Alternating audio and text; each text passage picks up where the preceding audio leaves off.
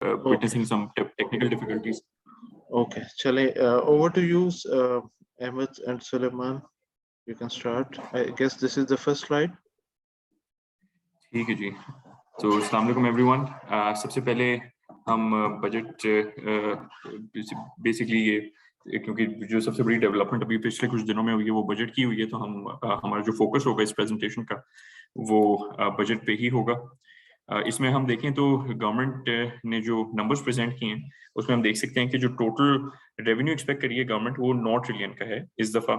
और अगर इसमें हम ब्रेकअप देखें between direct taxes and indirect taxes तो हमें नजर आता है कि 16.7% की ग्रोथ गवर्नमेंट एक्सपेक्ट कर रही है as compare to the revise numbers for FY22. इसमें तकरीबन 350 से 400 बिलियन रुपए का एडिशनल टैक्सेशन मेजर्स भी गवर्नमेंट ने लिए हैं. बाकी हम देख सकते हैं कि जो की थीम हमें नजर आती है वो कंसोलिडेशन की है. हमें लगता है कि थोड़ा सा एग्रेसिव अजम्पशंस हैं गिवन के आगे हमें थोड़ा स्लो डाउन नजर आ रहा है इकोनॉमिक ग्रोथ में, और क्योंकि हमारा जो एक बहुत बड़ा हिस्सा टैक्सेशन का इंपोर्ट्स की थ्रू आता है, तो अगर हम उधर थोड़ा सा स्लो डाउन देख रहे हैं तो इसका भी इम्पैक्ट फिर हमें नजर आ रहा है कि शायद टैक्स कलेक्शन पे पड़े फॉर FY23. इसके अलावा गवर्नमेंट एक्सपेक्ट करिए कि जो 7.1% का फिस्कल डेफिसिट था वो कम होके 4.9% पे आ जाएगा फॉर FY23. बाकी प्राइमरी सरप्लस बजटेड है जो इस साल डेफिसिट में होगा. अगले साल हम जो गवर्नमेंट एक्सपेक्ट करिए वो 0.2% ऑफ GDP पे प्राइमरी सरप्लस आ सकता है. इसके अलावा GDP ग्रोथ में भी स्लो डाउन एक्सपेक्ट किया जा रहा है. और बाकी अगर सिर्फ पेट्रोलियम लेवी की हम बात करें तो यहाँ पे काफी बड़ा इजाफा, इनफैक्ट जो पूरी स्लाइड है उसमें सबसे बड़ा जो ग्रोथ में इंक्रीज हम देख सकते हैं वो पेट्रोलियम लेवी की मद में ये तकरीबन 456% का इंक्रीज है as compare to the revise number. और हमें पता है कि गवर्नमेंट ने इस साल बढ़ती हुई खाम तेल की कीमतों के पेश नज़र काफी जो पेट्रोलियम लेवी है उसमें रिडक्शन हमें नजर आई, और उसकी एक और वही बेसिकली फिर हमें नजर आ रहा है कि ये कुछ जो बजटेड अमाउंट था पिछले साल का 610 बिलियन का वो इसके आसपास भी अचीव नहीं हुआ. और यही इसी फैक्ट को हम अलूड कर रहे थे पिछले कई प्रेजेंटेशंस में भी कि ये एक बहुत बड़ा यहाँ से मिसमैच क्रिएट हो जाएगा. तो इस साल दोबारा से गवर्नमेंट ने एक काफी खतीर टारगेट दिया और ये तकरीबन 750 बिलियन का, जो कि हमारे ख्याल में काफी एग्रेसिव अजम्पशंस पे बेस्ड है और इतना होता हुआ नजर नहीं आ रहा फ्रैंकली. इतना मतलब 750 बिलियन इसके लिए हमें फिर डिमांड में भी ग्रोथ देखनी पड़ेगी फॉर फ्यूल प्रोडक्ट्स, जो कि गोइंग फॉरवर्ड शायद उस तरह ना आ सके जिस तरह हमें इस साल नजर आई है. बाकी सरप्लस प्रॉफिट जो है वो काफी कम रखा गया है 300 बिलियन का. इसमें थोड़ा सा ये है कि 2-3 चीजें हैं जिसकी वजह से थोड़ा सा प्रॉफिट स्टेट बैंक का कम होगा, लेकिन शायद इतना कम नहीं हो. देखें इस दफा जो स्टेट बैंक का एक्ट पास हो गया उसमें कुछ चेंजेस उन्होंने कर दिए हैं स्टेट बैंक की प्रॉफिट ट्रांसफर के हवाले से. एक बड़ा चेंज ये है कि उन्होंने कहा है 20% आपको जनरल रिजर्व में रखना पड़ेगा, यही है ना. और दूसरा उन्होंने आपको कुछ क्या है कि जो आप रियलाइजेबल जो प्रॉफिट होगा वो आप ट्रांसफर कर सकते हैं, अनरियलाइज नहीं कर सकते. और कुछ शायद जनरल रिजर्व उन्होंने कहा है, कुछ 8% उन्होंने कहा है वो जो है लाइबिलिटीज का कुछ आपको बफर रखना है. तो इन सारी चीजों की वजह से जो है ना थोड़ा सा हिस्टोरिकली जितने प्रॉफिट स्टेट बैंक ट्रांसफर कर लेता था उतने नहीं करेगा, बट उसमें ये थोड़ा टाइमिंग डिफरेंस होगा. और ये है कि जो रियलाइज करेंगे ज्यादा रियलाइज करके करना पड़ेगा, तो वो कुछ चेंजेस हैं. लेकिन 300 बिलियन फिर भी हमको कम लगता है. मे बी ये नंबर 200-300 बिलियन से रिवाइज हो जाए, तो मेरा ख्याल है वो यहाँ पर थोड़ा सा है upside. But having said this, जो अहमद ने पहले मेंशन करा है कि हमें PBL में थोड़ा सा डाउट्स है हमारे कि इतना जमा हो सकेगा नहीं, और दूसरा GIDC में भी हमारे डाउट्स हैं. तो GIDC के अंदर जो है वो केसेस पेंडिंग है कोर्ट में फर्टिलाइजर वालों के और सबके, तो वो लिटिगेशन में है. तो या तो आउट ऑफ कोर्ट उनसे कुछ तरह सेटल करें तो ये अमाउंट रिलीज होगी, अदरवाइज ये वाली अमाउंट में भी मसला हो जाएगा.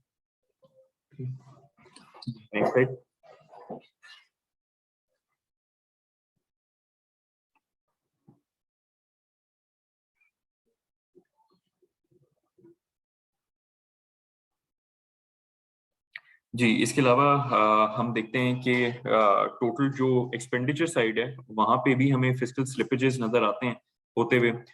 इसमें अगर सबसे बड़ा जो कंपोनेंट होता है एक्सपेंडिचर का वो मार्कअप पेमेंट की मद में होता है।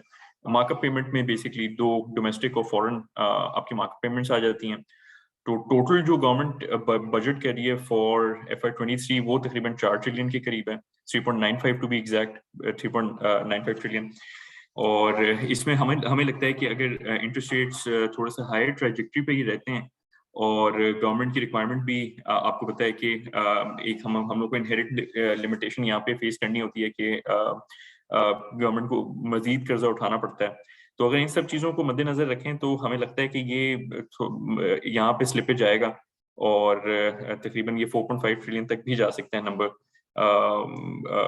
इसके अलावा जो डिफेंस है उसमें तकरीबन 1.5 ट्रिलियन रखे गए हैं। सब्सिडीज में काफी एक बड़ा डिक्लाइन होगा फॉर FY23।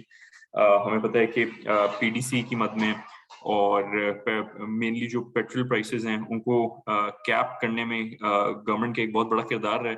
और जो गैप फिल किया वो गवर्नमेंट ने किया थ्रू सब्सिडीज। इसके अलावा इलेक्ट्रिसिटी में जो सब्सिडी 5 रुपए की पर यूनिट दी गई थी उसका सारा इम्पैक्ट भी FY22 में हमें नजर आया। गोइंग फॉरवर्ड ये तमाम चीजें हमें लग रहा है कि बजट नहीं की गई और इसी वजह से एक बड़ा डिक्लाइन हमें नजर आ रहा है इन FY23 सब्सिडीज की मद में। पेंशन एक सफेद हाथी का रूप जो है वो इख्तियार कर गया पिछले चंद सालों में और हमें फेडरल लेवल पे ये 530 बिलियन है, फ्लैटिश है देखा जाए तो 525 बिलियन था पिछली दफा। तो लेकिन गोइंग फॉरवर्ड हमें लगता है कि इसमें काफी एक बड़े इंक्रीजेस आएंगे in the years to come और इसका जो परसेंटेज जो GDP जो साइज है उसमें एक काफी बड़ा इंक्रीज हमें दिख सकता है। बाकी डेवलपमेंट और नेट लेंडिंग में 808 बिलियन मुख्तस किए गए हैं। इसमें 727 बिलियन जो है वो बिलखुसूस PSDP की मद में रखे गए हैं और जो कि अगर करंट रिवाइज नंबर देखें तो ये तकरीबन 500 साढ़े 500 बिलियन का नंबर बनता है। और हमारी पाकिस्तान की जो एक्सपेंडिचर साइड पे भी काफी लिमिटेशंस रही हैं जिसकी वजह से हमने देखा है पिछले कई सालों से कि जो भी डेवलपमेंट बजट रखा जाता है वो पूरी तरीके से यूटिलाइज नहीं हो पाता। और ये हालांकि 727 बिलियन इस दफा भी बजट किया गया लेकिन हमें लगता है कि यहाँ से जब प्रेशर अगर आता है तो सबसे पहली जो कट लगती है वो PSDP बजट पे है और हमें लगता है कि यहाँ पे थोड़ा सा डिक्लाइन हमें नजर आ सकता है। इसके अलावा प्रोविंशियल सरप्लस जो है वो 800 बिलियन पे बजट किया गया जो कि एक अगेन काफी अग्रेसिव नंबर लग रहा है। प्राइमरी डेफिसिट इसके बाद जो है वो 152 बिलियन है। वैसे फेडरल लेवल पे हम देखें तो फिस्कल डेफिसिट तकरीबन 4.6 ट्रिलियन है और इसमें अगर हम प्रोविंशियल सरप्लस एडजस्ट कर लें तो ये तकरीबन 3.8 ट्रिलियन का बजट बन जाता है।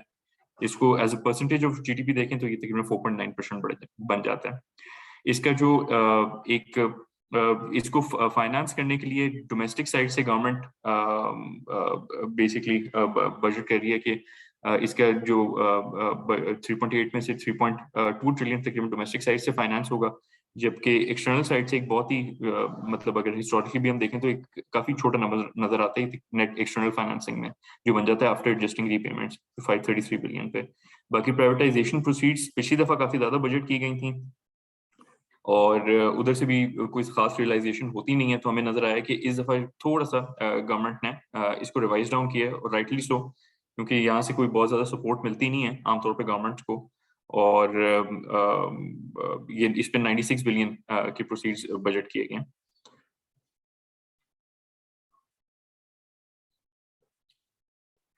बाकी फिस्कल ईयर 23 का जो GDP है वो टारगेट गवर्नमेंट करिए eight 5%।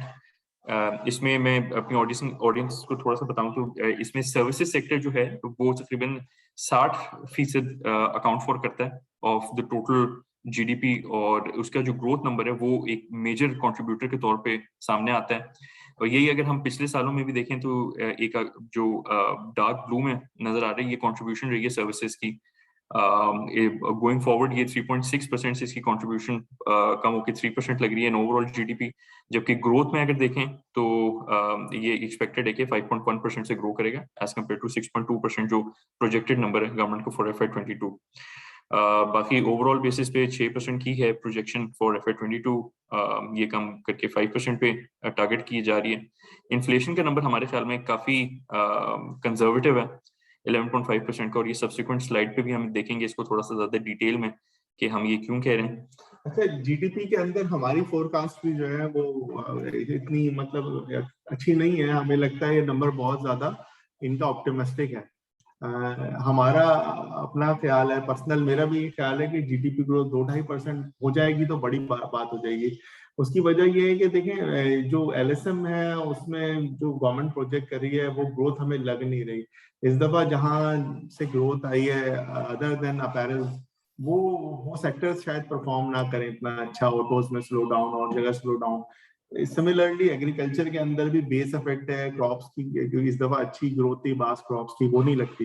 And thirdly and more importantly जो सर्विसेज के अंदर होलसेल रिटेल है जो बहुत बड़ा सेगमेंट है, उसकी जो ग्रोथ हम जिस तरह से कैलकुलेट करते हैं वो डिराइव्ड होती है।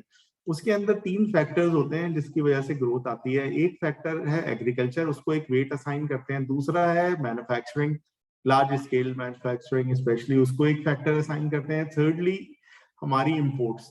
तो हमें तीनों जगह पे डिक्लाइन नजर आ रहा है। तो अगर तीनों जगह पे डिक्लाइन या ज्यादा ग्रोथ नजर नहीं आ रही, तो अगर हम मिला लेते हैं तो फिर होलसेल रिटेल की सिंस ड्राइव ग्रोथ है तो वो भी कम हो जाएगी। तो उस बेसिस पे अगर हम इन नंबरों को खुद वर्कआउट करते हैं तो 2 से 3% शायद बन जाए तो बहुत अच्छी बात होगी। इस पे अहमद भी थोड़ा सा लाइट डाल सकते हैं। नहीं बिल्कुल, ये बेसिकली अगेन बात ये है कि कितना गवर्नमेंट आगे कंप्रेशन देख रही है। हमारा और गवर्नमेंट का थोड़ा सा व्यू यहाँ पे डिफरेंट इस हिसाब से है कि हम थोड़ा सा देख रहे हैं कि जो ग्रोथ के फैक्टर्स हैं वो शायद लिमिटेड रहे, और उसकी वजह से तकरीबन ये 2.5% के आसपास हम देख सकते हैं कि शायद FY23 की ग्रोथ जीडीपी की हमें नजर आए। इसमें थोड़ा सा ये है कि देखिए something has to give. Government का क्या कह रही है, गवर्नमेंट जो है ना आपको दिखा रही है ये करंट अकाउंट भी कम हो जाएगा, गवर्नमेंट आपको दिखा रही है कि इन्फ्लेशन भी बहुत ज्यादा नहीं बढ़ेगा, एट द सेम टाइम वो आपको ग्रोथ भी ज्यादा दिखा रही है। तो ये देखें ये जो पोजीशंस है ना ये इस तरह से नहीं होती। ये जो हमारा अभी एग्जिस्टिंग ग्रोथ मॉडल है उसमें समथिंग हैज टू गिव। इधर आप ग्रोथ को कॉम्प्रोमाइज करेंगे तो आपका करंट अकाउंट कम आएगा। अगर आप चाहते हैं कि ग्रोथ भी हो करंट अकाउंट भी नहीं आया है with the existing model, तो I can only say कि you cannot have your cake and eat it too। तो आपको कहीं ना कहीं कॉम्प्रोमाइज करना पड़ेगा क्योंकि ग्रोथ मॉडल का प्रॉब्लम है। हमारा जो इकोनॉमिक ग्रोथ मॉडल है वो सस्टेनेबल नहीं है, कंजम्पशन बेस्ड जो मॉडल चल रहा है।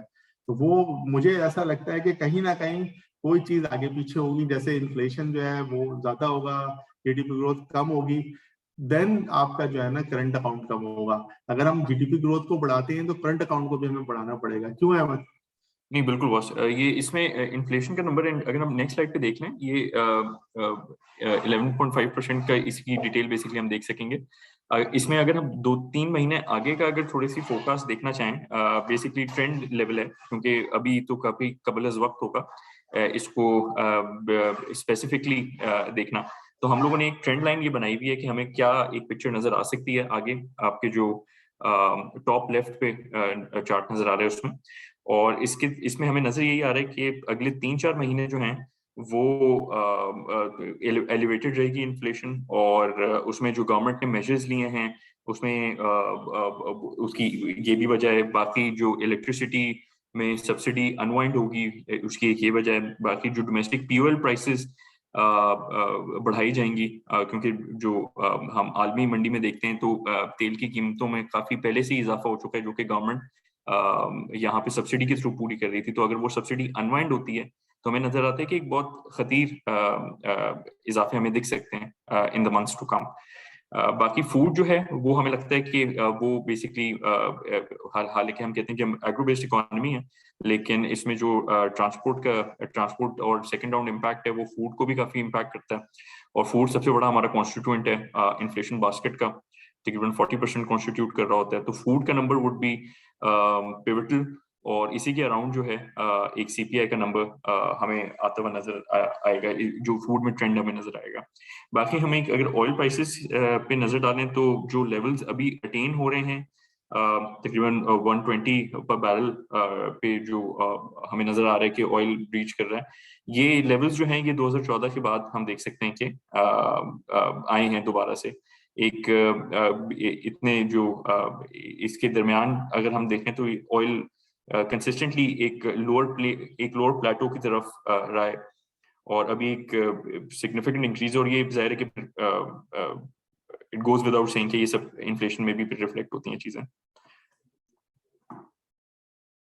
इसके अलावा जो करंट अकाउंट का नंबर फोकस किया गया है बाय द गवर्नमेंट वो तकरीबन 9 बिलियन है, और इसमें तमाम हेड्स में अगर आप देखेंगे तो कोई खास आपको चेंज नहीं नजर आएगा।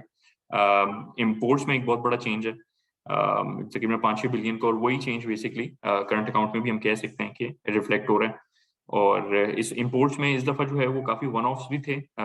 अगर मैं 2022 की बात करूं, इसमें जो वैक्सीन प्रोक्योरमेंट थी उसकी मद में भी हमें नजर आया कि तकरीबन 2.5 से 3 बिलियन डॉलर्स का इंक्रीज हमें नजर आया इंपोर्ट्स में। बाकी टर्फ की मद में गवर्नमेंट ने इंडस्ट्रियल प्रोडक्शन को प्रमोट करने के लिए सब्सिडाइज्ड फाइनेंसिंग ऑफर की थी, और उसकी वजह से हमें नजर आया था कि मशीनरी इंपोर्ट में काफी इंक्रीज आया था ड्यूरिंग 2022। तो इन तमाम चीजों को ही अगर सिर्फ नॉर्मलाइज कर लें तो ये तकरीबन 4 से 5 बिलियन बन जाते हैं। और अगर क्योंकि हमें अगेन ये याद रखना पड़ेगा कि जब गवर्नमेंट सब्सिडाइज कर रही थी तेल को और पीओएल प्रोडक्ट्स को, तो उसमें डिमांड कॉन्ट्रैक्शन उस तरह से नहीं हुई।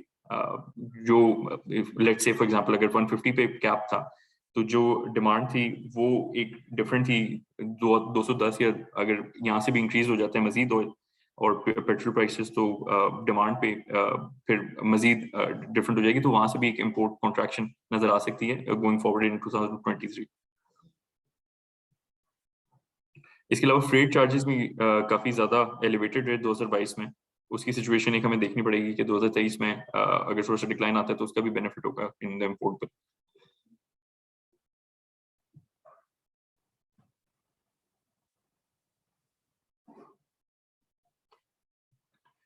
जी, इसके अलावा हम देख रहे हैं कि पीकेआर जो है वो कंसिस्टेंटली डिप्रिशिएट कर रहा है अगेंस्ट यूएसडी, और ये ट्रेंड जो है वो पिछले चंद महीनों से हमें नजर आया कि काफी एक स्ट्रॉन्ग ट्रेंड बना है। रेयर जो लेटेस्ट नंबर रिलीज किया गया है स्टेट बैंक की तरफ से वो 95.8 पे है, और इसमें इसके अलावा अगर डॉलर इंडेक्स हम देखें तो उसमें इनफैक्ट बड़ा शार्प इंक्रीज आया है। आज फेड की मीटिंग भी है तो उसमें देखा जाएगा कि क्या एक सिचुएशन बनती है और डॉलर किस तरह रहता है। तो इसमें दोनों चीजें, एक तो डॉलर भी स्ट्रेंथन हो रहा है, पीकेआर में भी वीकनेस है, जिसकी वजह से हमें करेंसी में थोड़ा सा प्रेशर नजर आ रहा है।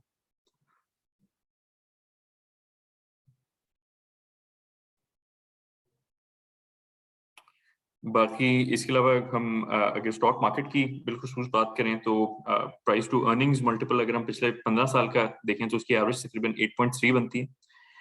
मौजूदा लेवल तकरीबन इसका आधा आप समझ लें 4.2 पे है, और ये अगर यहाँ से हम कहते हैं कि मीन रिवर्ट करता है तो एक अच्छा एंट्री पॉइंट हो सकता है। सिमिलर ट्रेंड हमें प्राइस टू बुक पे नजर आता है, तकरीबन 1.7 का एवरेज बनता है, अभी फिलहाल 0.7 पे है।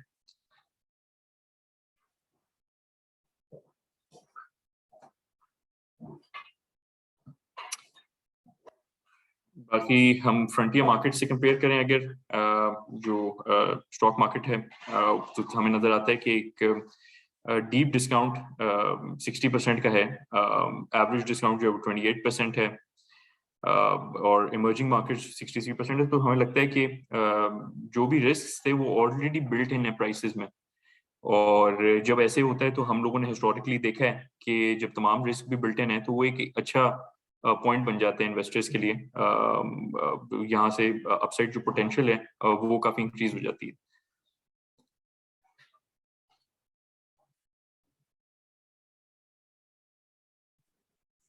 जी, thank you very much Suleman and Ahmed. अच्छा, कुछ क्वेश्चंस हैं, मैं फेसबुक से भी देखता हूँ। एक तो जो इस साल का इकोनॉमिक सर्वे पब्लिश हुआ है उस पे कुछ अगर आपके पास डेटा हो या यानी जो लास्ट ईयर का बजट था उसमें से कौन कौन से बेंचमार्क्स या वो इन्होंने अचीव किए हैं, और स्पेशली फिस्कल डेफिसिट साइड पे? एक तो ये सवाल था। और प्रोविंसेस से इस साल ये जो ये फाइनेंशियल ईयर क्लोज हो रहा है, इसमें आपको क्या लग रहा है, कुछ सरप्लस वापस फेडरल पूल में आएगा? नहीं, आई थिंक देखें, इसको मेरा ख्याल है कि इस तरीके से देखना गलत होगा। अगर हम पिछले साल का बजट देखें तो उस वक्त सर्कमस्टांसेस बिल्कुल ही मुख्तलिफ थे। 2022 के बजट की मैं बात कर रहा हूँ, और उस वक्त कमोडिटी प्राइसेस भी एक बिल्कुल ही डिफरेंट थी। फिर जाहिर है कि फिर गवर्नमेंट जो है वो थोड़ा सा ये भी देख के बजट बना रही होती है कि आगे जो सिचुएशन है उसको किस तरीके से मैनेज किया जा सकता है। तो मेरा ख्याल है कि ये एक यार्ड स्टिक के तौर पे तो हम देख सकते हैं कि क्या बजट रहा 2022 का। लेकिन ओवरऑल सिर्फ अगर हम पीडीएल की बात कर लें तो पीडीएल में गवर्नमेंट ने 610 बिलियन का अमाउंट मुख्तस किया हुआ था, और 610 बिलियन का अमाउंट का साफ मतलब था कि 25 से 30 रुपए पीडीएल के मद में हर महीने कलेक्ट होना था। हमने देखा कि फिर बाद में सिचुएशन काफी चेंज हो गई, और उसकी वजह से जो ओवरऑल रेवेन्यू इम्पैक्ट बन गया वो तकरीबन 500 बिलियन के यहीं से बन गया, सिर्फ एक हेड से, जो कि एक बहुत बड़ा अमाउंट है। और इसके अलावा फिर हमने देखा कि जो इंटरनेशनल मार्केट्स में ऑयल प्राइसेस हैं वो बिल्कुल ही मतलब एक डिफरेंट प्लेटो पे चली गई, और उसकी वजह से गवर्नमेंट ने फिर सब्सिडी देने का फैसला किया। तो मेरा ख्याल है कि इसको mainly as a yardstick के तौर पे इस्तेमाल किया जा सकता है, और फिर पाकिस्तान में अगेन जो बजट मेकिंग एक्सरसाइज है वो कोई बहुत ज्यादा वैल्यू ऐड भी नहीं करती, क्योंकि इसमें बहुत सारी असम्पशंस एग्रेसिव इस नौयत की होती हैं कि वो शुरू दिन से ही लग रहा होता है कि अचीव शायद ना हो। तो ये इस तरह की सिचुएशन है। बट इसमें इस साल इन्फ्लेशन के इम्पैक्ट की वजह से और इम्पोर्ट्स जो काफी हमारी इम्पोर्ट्स का वॉल्यूम काफी रहा है, तो उसकी वजह से रेवेन्यू साइड पे तो probably they will meet the target. Is that right? नहीं, बिल्कुल। इनफैक्ट अगर मैं बात करूं फर्स्ट हाफ ऑफ FY 22, तो इनफैक्ट एक बहुत ही जो बेसिकली जो टारगेट्स रखे थे एफबीआर ने उसको एक्सीड कर रहे थे।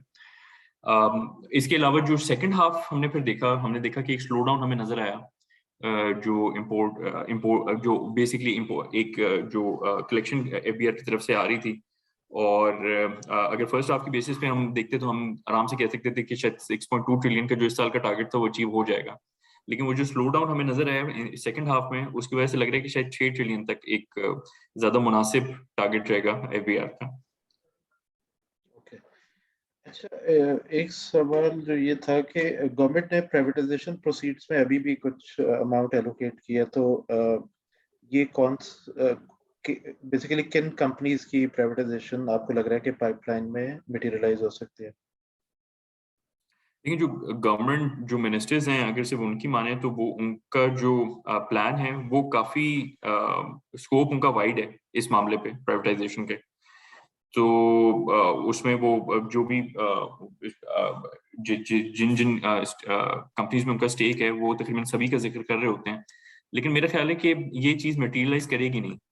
हमें नजर आया कि तकरीबन 14-15 साल पहले कुछ प्राइवेटाइजेशन प्रोसीड्स की मद में कुछ अमाउंट्स हमें नजर आए थे कि शायद आ गए थे। उसके बाद से हमने देखा कि ये हर साल जो है वो एक बजट होता है। अगेन मैं उसी बात को अलूड करूंगा दोबारा से कि बहुत सारी चीजें बजट में नजर पहले दिन से ही आ रही होती हैं जो शायद मटेरियलाइज ना हो, और मेरे ख्याल है कि प्राइवेटाइजेशन प्रोसीड्स भी उसी मद में एक आइटम है। और दूसरी फिर बात है कि पॉलिटिकल कैपिटल की भी फिर बात आ जाएगी।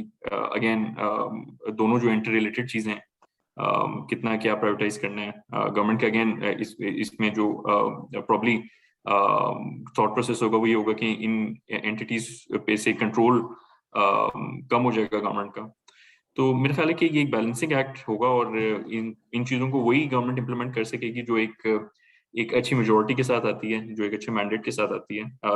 वैसे ही किसी गवर्नमेंट के लिए एक प्राइवेटाइजेशन एक मुश्किल अमल है, और मेरा ख्याल है कि जो मौजूदा सेटअप है इसमें तो शायद मुमकिन ना हो सके। अच्छा, एक क्वेश्चन ये था कि ये जो जीडीपी ग्रोथ की कॉम्पोजिशन है इसमें एग्रीकल्चर का पोर्शन और भी कम हो गया, बेसिकली तो सबका ही पोर्शन कम हुआ है।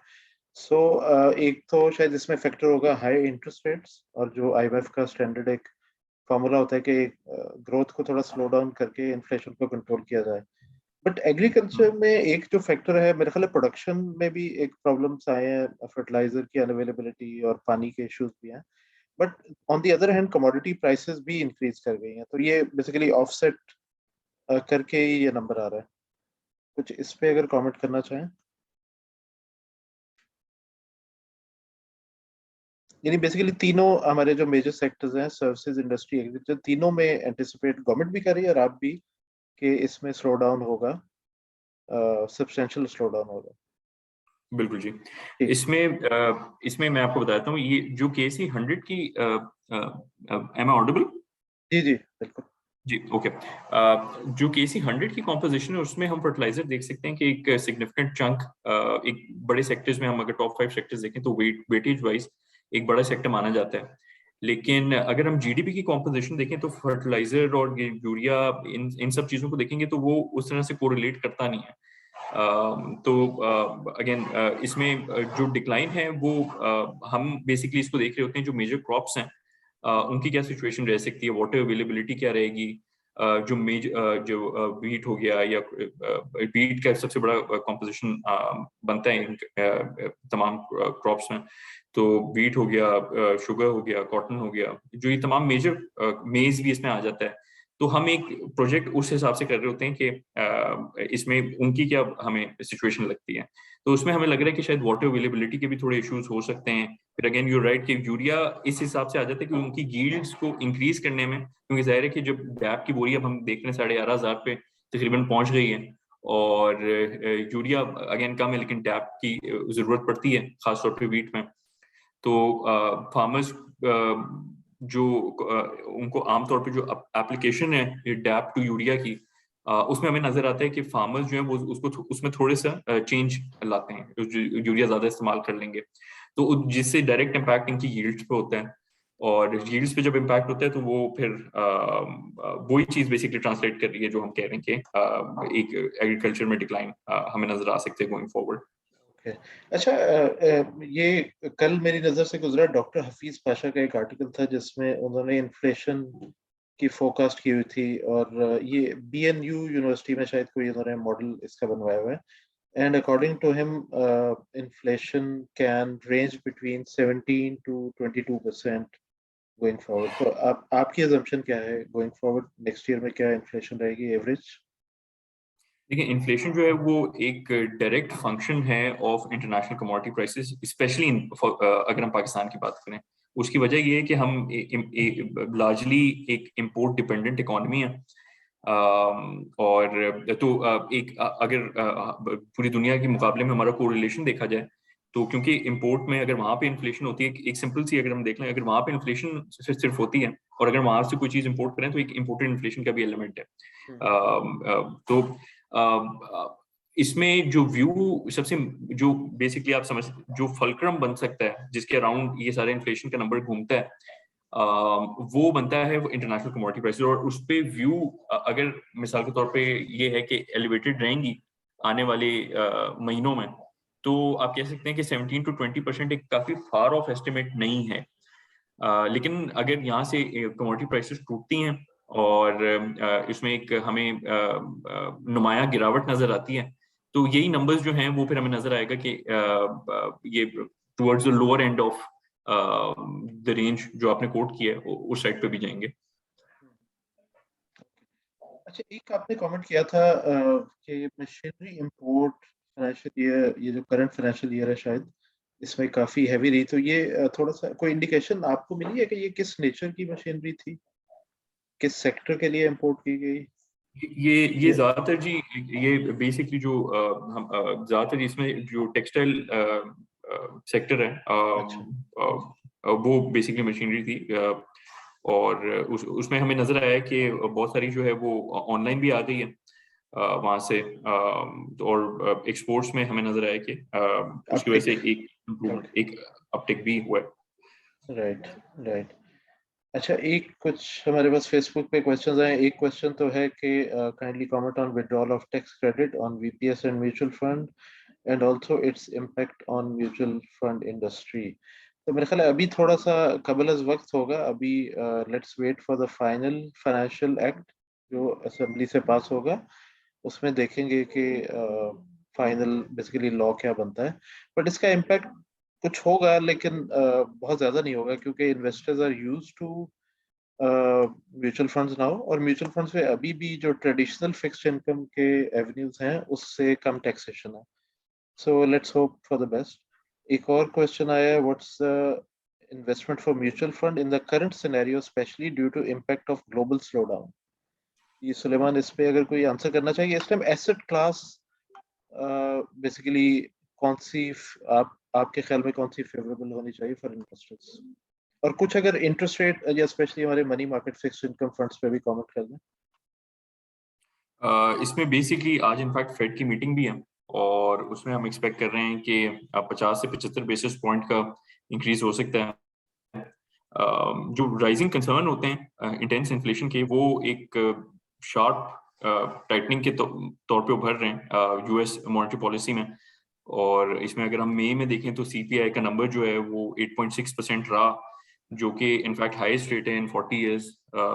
मुझे पिछले कई सेशन से हम लोग ये 30-40 साल का जो नंबर है यूएस का वो कोट कर रहे हैं, लेकिन समहाउ हमेशा जो नंबर जो मंथली बन रहा होता है इन्फ्लेशन का, वो अपने 40 साल का रिकॉर्ड ही ब्रेक कर रहा होता है।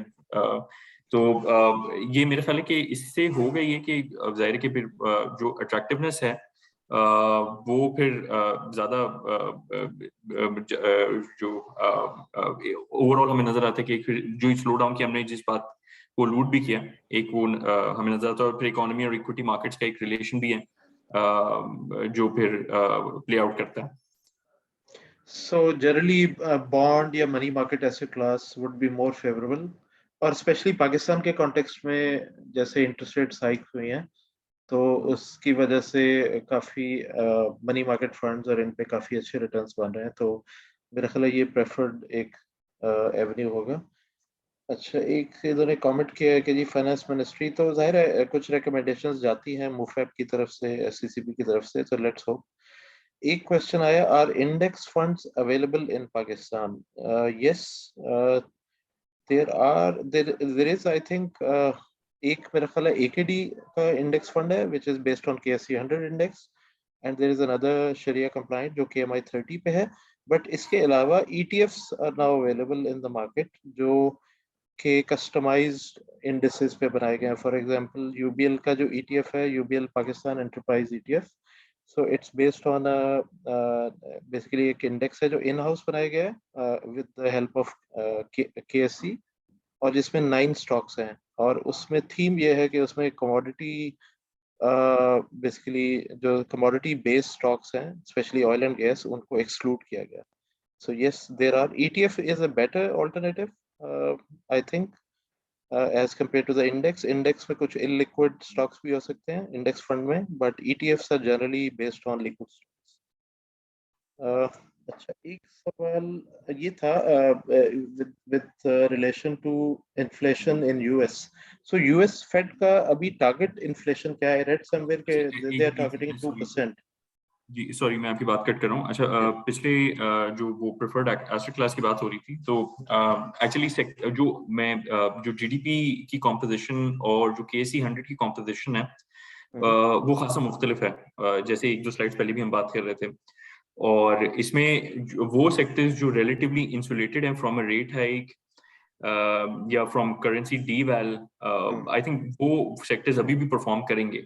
और जो मेजर हैवी वेट सेक्टर्स हैं वो जो जो मेजर कॉम्पोजिशन बनते हैं ऑफ केएससी 100, वो हमें नजर आते हैं। तमाम ही ये सेक्टर्स हैं, इसमें बैंक्स आ जाते हैं, ईएनपी आ जाते हैं, फर्टिलाइजर सेक्टर आ जाते हैं। तो मेरे ख्याल ये तो परफॉर्म करेंगे। बैंक्स थोड़ा सा बजट के बाद देखना होगा कि फाइनल क्या इख्तियार करती है सिचुएशन, लेकिन ओवरऑल अगर हम देखें तो जो बिजनेस मॉडल है इन तमाम का, वो इसी के अराउंड रिवॉल्व करता है कि ऑलरेडी रिस्क प्राइस इन है। तो मेरा ख्याल है कि यहाँ से मतलब इक्विटीज भी, मतलब आप कह सकते हैं कि बहुत हद तक एक अच्छा, मतलब एक अच्छा एंट्री पॉइंट, एक अच्छा एसेट क्लास के तौर पे आ सकता है। बिल्कुल, especially for medium to long term savers जो जिनको फौरन अपनी अमाउंट की जरूरत ना हो, so it's a very good time to buy क्योंकि बहुत लो वैल्यूएशंस हैं और अट्रैक्टिव डिविडेंड यील्ड्स हैं। तो यस यू राइट। अच्छा, एक क्वेश्चन आया, is there any increase in profit on term deposits of banks? अभी तक जो हमारे पास इंफॉर्मेशन है ये हमें रिव्यू करना होगा, इस पे हम दोबारा मतलब we can get back to the client. Okay okay, चले इस पे मैं फिर फेसबुक पे ही आपको जवाब दे दूंगा। एक क्वेश्चन आया, where do you see the PKR USD rate in the next 12 months? देखिए ये मेरे ख्याल में $1 मिलियन क्वेश्चन है और इस पे अगेन ये जो बेसिकली करेंसी की में जो मूवमेंट्स हमें नजर आती हैं, that is not only a function of fundamentals. इसमें एक्चुअली काफी सारे वेरिएबल्स होते हैं और उसमें सेंटिमेंट भी प्ले आउट कर रहा होता है। उसमें जो पीकेआर की वीकनेस अलग है, हमारी जो अपने स्ट्रक्चरल इश्यूज हैं वो तो हैं, लेकिन जो डॉलर की स्ट्रेंथ है वो भी फिर प्ले आउट कर रहे होते हैं। तो अब मिसाल के तौर पे अगर तो जो बेसिकली जो मूवमेंट है, अगेन ये इनफैक्ट ये बड़ा अच्छा जो स्लाइड है ये डिपिक्ट भी इस चीज को कर रहा है कि अगर हम इसको सिर्फ पाकिस्तान के तनाजुर में देखेंगे तो वो भी पूरी तरीके से ठीक नहीं है मेरे ख्याल में, क्योंकि अगर ये आप देखें तो जो ओवरऑल ट्रेंड बन रहा है यूएसडी पीकेआर का, वो तकरीबन कमोबेश रेप्लिकेट कर रहा है जो डॉलर इंडेक्स का ट्रेंड बन रहा है। तो अगर सिर्फ इसको हम सिट्रस पैरेबल्स पे देखें तो यहाँ से तो यही पर इंडिकेट कर रहा है कि डॉलर में स्ट्रेंथ काफी है। लेकिन गोइंग फॉरवर्ड फिर हमें देखना होगा ये इंटरनेशनल कमोडिटी प्राइसेस कहाँ सेटल करती हैं। तो मेरे ख्याल एक कबल वक्त होगा एक टारगेट देना कि कहाँ पे डॉलर एंड कर सकता है अभी। एक मेरा शायद पहले क्वेश्चन वो मिस हो गया, फेड जो है वो इन्फ्लेशन को कहाँ टारगेट कर रहा है? आई रेड समवेयर के 2% इज देयर जी जी डिजायर्ड इन्फ्लेशन जी टारगेट। जी जी जी बिल्कुल बिल्कुल ऐसे ही जी। ओके, सो इसकी वजह से यूएस में ऑब्वियसली इंटरेस्ट रेट बढ़ेंगे तो एक स्लो डाउन आ सकता है और उसका इम्पैक्ट हमारी एक्सपोर्ट बेसिकली एक्सपोर्ट वाले जो सेक्टर्स हैं उन पे भी शायद ऐसा ऐसा ग्रेजुअली आएगा। ठीक है जी। अच्छा जी, एक और सवाल आया है, since the tax credit on mutual fund and VPS have been abolished, how do you see investment in these funds still viable? So मेरा जवाब ये होगा कि अगर आप बैंक में या किसी फिक्स्ड इनकम एवेन्यू में अगर आप पैसे सेविंग रखते हैं and you are a filer, तो आपके ऊपर 15% टैक्सेशन एप्लीकेबल है, वेयर एज म्यूचुअल फंड्स में the capital gain tax is 10%। ठीक है, तो it's less taxation and secondly आपको लिक्विडिटी की ऑप्शन अवेलेबल है और मल्टीपल एसेट क्लासेस अवेलेबल है। So I think even if tax credit is abolished, still mutual funds are should be the preferred investment avenue. एक और सवाल है, are these asset management companies lobbying with government to get these tax credits reversed? Yes, the industry is trying क्योंकि ये एक incentive दिया गया था in order to promote savings and especially for salaried class. तो yes, the industry is trying कि ये tax credit जो है ये रिटेन रखे जाए। I think that's it. Thank you very much, Suleiman Saab and Mohammed Ahmed. Thank you very much for a very good session today. We look forward एक post budget, मेरे ख्याल है budget जब अप्रूव हो जाए, ये मंथ जून का close हो जाए, so then we can sort of again convene a session जो इस मंथ की परफॉर्मेंसेस और इकोनॉमिक आउटलुक पे बेस्ड होगा। थैंक यू जी, बिल्कुल थैंक यू वेरी मच। बिल्कुल ओके, थैंक यू जी, हाफिज। Okay, thank you viewers. Viewers से एक रिक्वेस्ट होगी कि व्यूअर्स हमारे YouTube channel smart savings with UBL funds and smart savings with Al Ameen funds, इसको जरूर सब्सक्राइब कीजिएगा so that you can be updated with the latest videos, ताकि आपको नोटिफिकेशंस भी मिल सकें। Thank you very much.